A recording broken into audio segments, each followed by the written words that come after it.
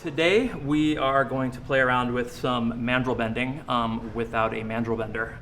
We've got this copper plumbing pipe mock-up of an exhaust that's going to go onto the Bugatti, and we need to copy this in steel.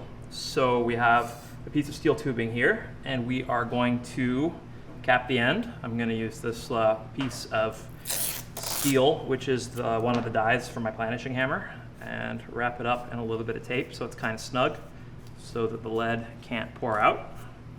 We're going to fill this tube with lead, pour it in here, and then we can put it in the bender and bend it however we want without kinking the inside and reducing the diameter too much.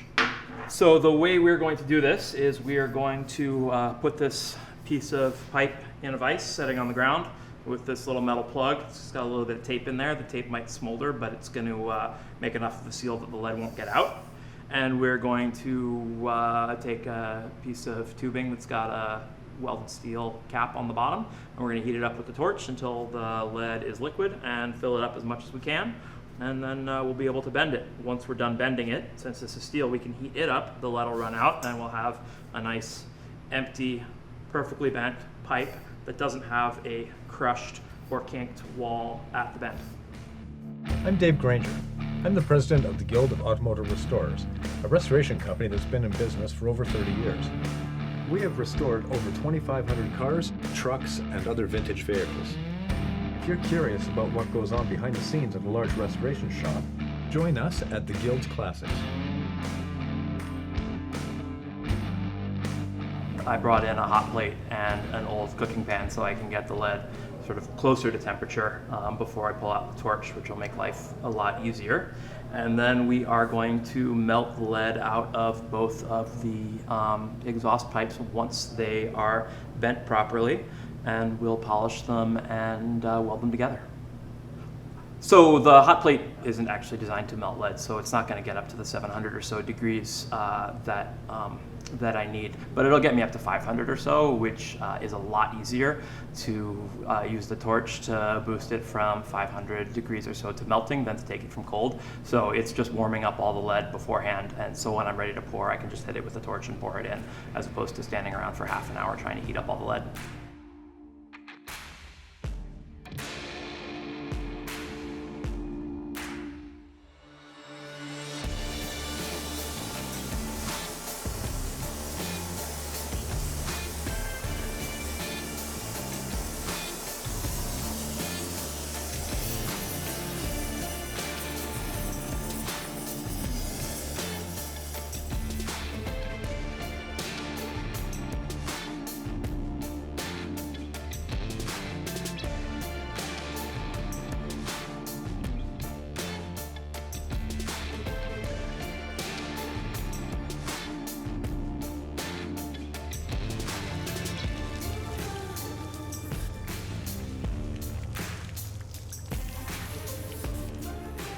So I poured the lead in, and it was hot, and it started to solidify, and as it solidified, it contracted a little bit.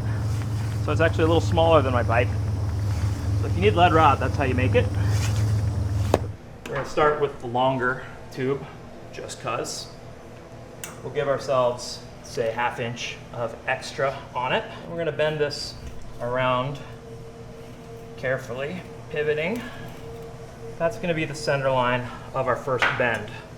First bend doesn't make too much of a difference because we can trim this to whatever we want, but we do want to be able to remember what our bend allowance is, i.e. how much it compresses on this side and how much it stretches on this side, so we can get this other bend, second bend, to be the right length from the middle of this guy. It doesn't actually matter what the number is, it matters what the angle is. So you just copy the angle and you can use that, but we can measure what the number is. It is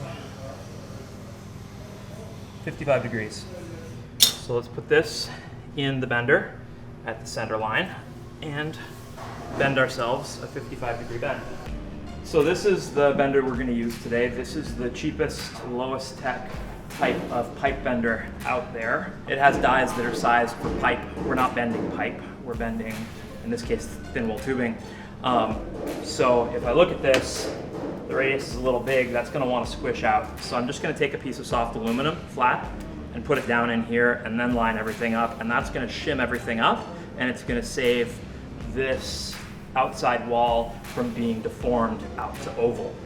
If your pipe dies don't fit, you can always use a piece of soft aluminum, piece of soft copper, something that will form in with your die in between and shim up to give you the right dimension. Just gonna pull on this by hand to start to deform that aluminum so I can get the other side in properly. If I use these dies that come with it, I'm gonna end up with a little divot right here on these rollers. So instead of using the roller, I actually have these little blocks. You could use a piece of oak, a piece of 2x4, a piece of whatever that gives you a little bit more of a form to work with so that the load is spread out linearly. To get it close, I'll just eyeball it with the gauge. It's gonna be a tiny bit of spring back, so it should be safe. Let's see how that looks. A little bit more. But you can see that our bend is just about perfect.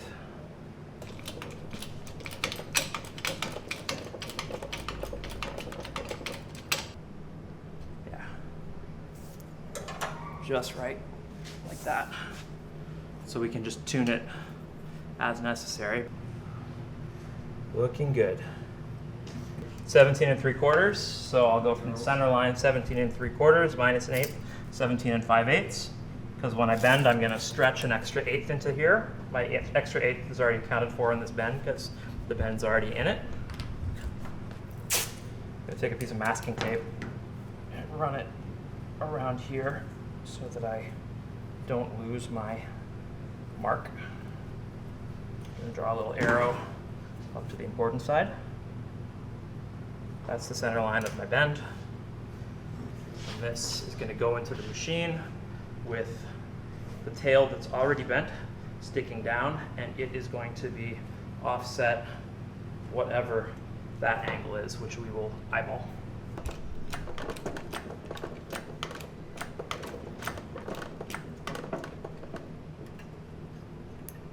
Fingers crossed. It is the same. And it looks like it is the same. I'm gonna say that's close enough. If it needs a little bit of adjustment, we can do that when we have our other tube ready to go.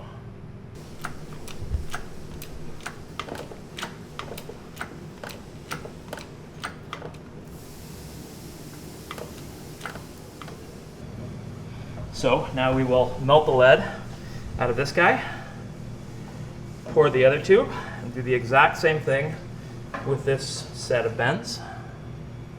And we'll have 2 pipes for our exhaust.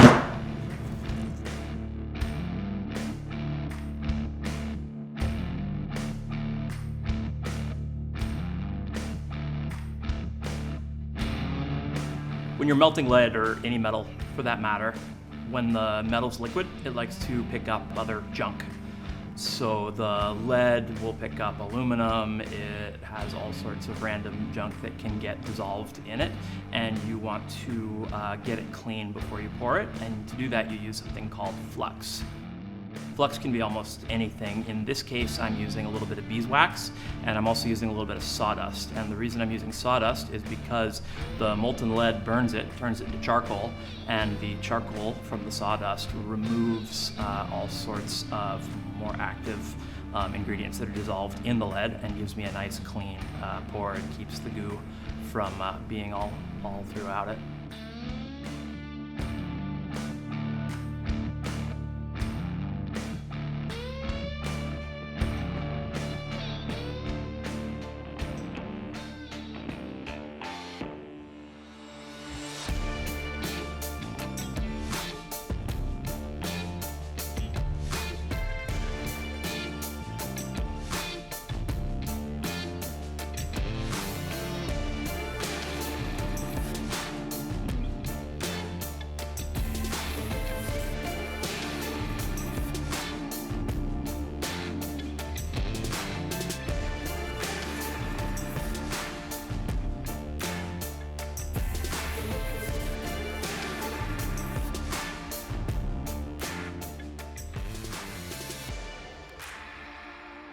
So now we've got the two pipes bent for the Bugatti.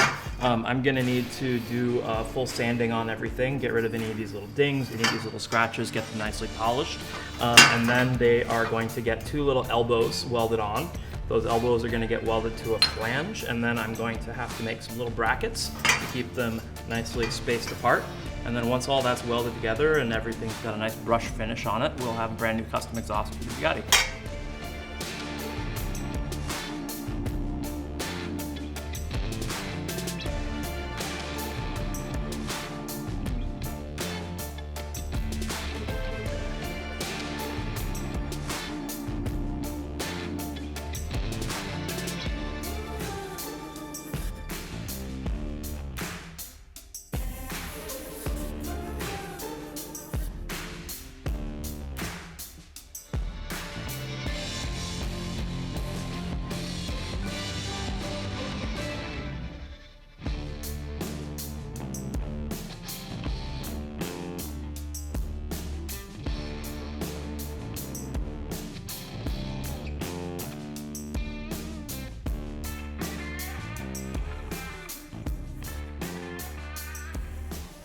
Here we have our twin exhaust pipes.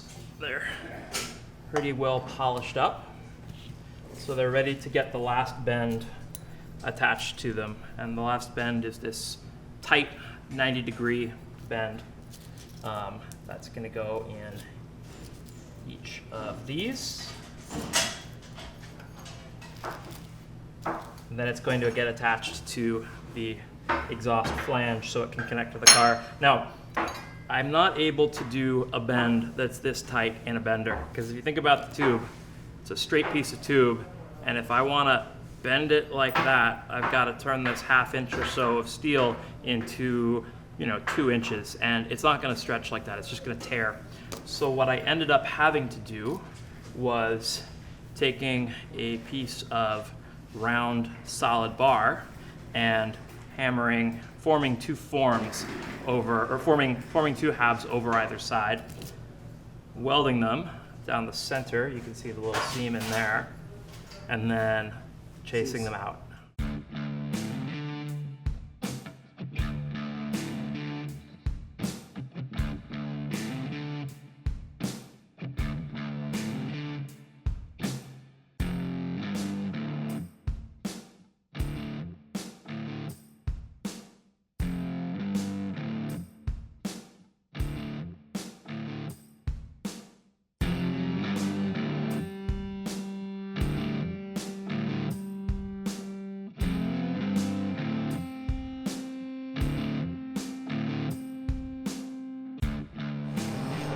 Right now I'm making the mount to support the exhaust at the rear. Don't really know how it's going to work out just yet because it's just such a awkward place to put a mount, and it's got to look elegant as well, so that's what I'm just trying to figure out at the moment.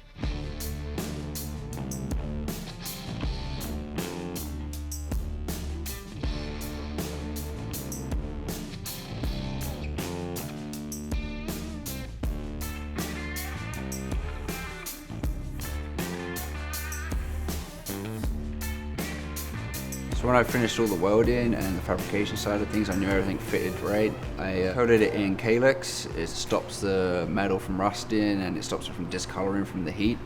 So I spread that on, I heated it up to bake it into the metal, and then I annealed the copper gasket just to make sure it's nice and soft, because you want the copper nice and soft so when you seal the exhaust up it seals real good. So I just coated that with the black soot from the torches, and I burnt that off with the torch, and that's when you know it's been annealed.